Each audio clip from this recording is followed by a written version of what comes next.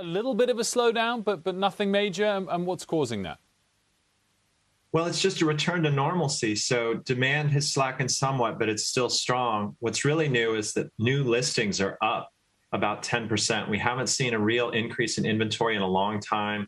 It was hard to persuade sellers to put their homes on the market because they thought if we wait one more month, we're going to get more money.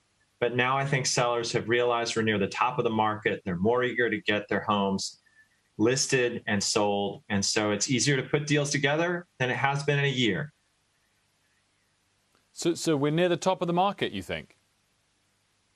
I don't think you're going to see price appreciation of 20 or 25% for years. So prices may still remain strong. About a third of homes are selling in a week, but they aren't going to be shooting through the roof the way they were in the spring or last fall.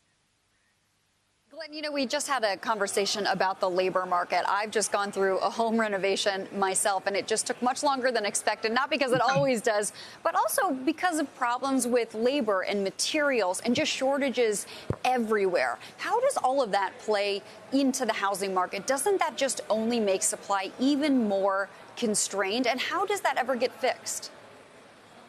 I do think it's affecting the housing market. Builders are having a hard time bringing product to market. You also see that in the iBuying market. So Redfin, Zillow, Opendoor, OfferPad buy homes and then renovate them. And right now we can't get anybody to show up on site.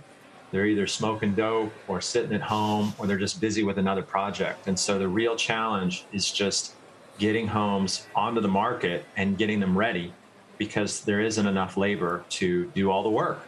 So that's going to be a real challenge for us and for every other listing agent, every other iBuyer, every other builder. It's not going away.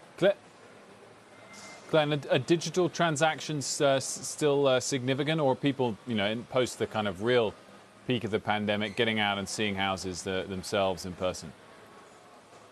People are seeing homes in person, but the virtualization we saw during the pandemic isn't going away.